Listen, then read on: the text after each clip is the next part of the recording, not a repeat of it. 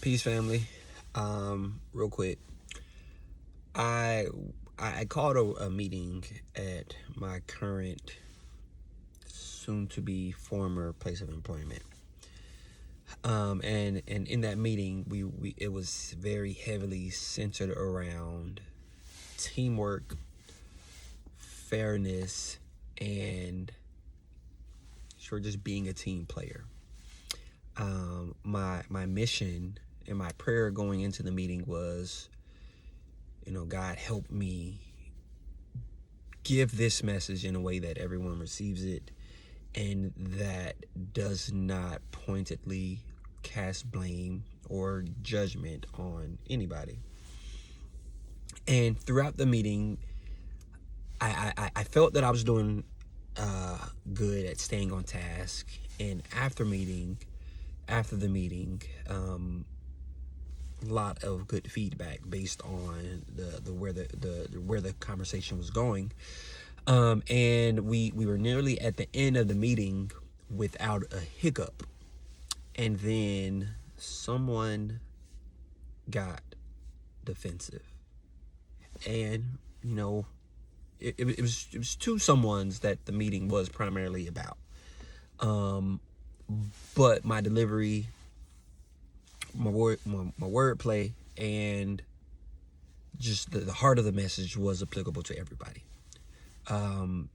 Yet towards the end of the meeting, I feel that hit dog will holler, kind of that meter filled, and they hollered. And meeting was adjourned. Meeting went nowhere, by the way, but meeting was adjourned. And today, as I was sitting in my car, I was taken to Matthew 7. Matthew 7 is specifically Matthew 7 through 5, and I don't quote me on the exact language here, but essentially Jesus is saying, don't be a hypocrite. Don't judge people, and the same measure that you judge will be judged upon you. And I could be very wrong, but I didn't feel that I was judging anybody or really nitpicking. No one else on the team came back to me with that sense of takeaway either. But it just brought to mind how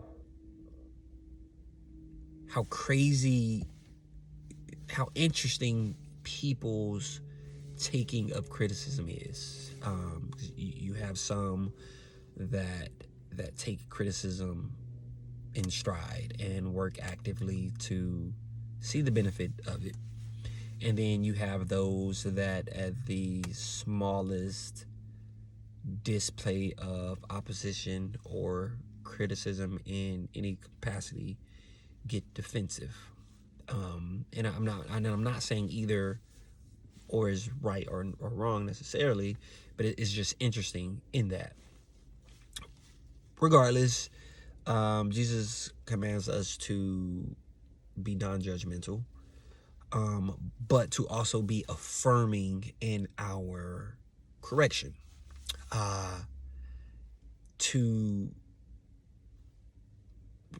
It wouldn't be right for me to say, hey, do this when I'm not doing that myself. So in terms of this meeting and this work situation, I am very much a team player. That speaks to my truest self. So I felt comfortable being able to say, hey, we need to be team players.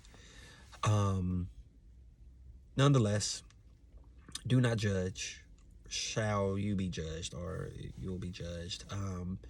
How can you correct somebody here? God says, how can you take the sawdust out of your brother's eye and not see this log in your eye? And I think that is applicable to us all. To one, hold firm to our beliefs, but if we are providing correction, make sure that we ourselves aren't doing what we're trying to provide that correction from. And as I'm talking now, something that really stands out is like people in general, us as humans, we spend so much time, so much energy, so much money thinking of ways to exist outside of ourselves, thinking of ways to see things that the eye typically can't see. For example, telescopes, right? NASA and the lay astronomer spends countless time and dollars on telescopes to see the stars, to see that beyond our world, right? But won't take the time to look in the mirror, to really look themselves in the eye, in the mirror, and do a real self-reflection. So my point, my message today, I would say, is self-reflect, in order to, one, be your best self,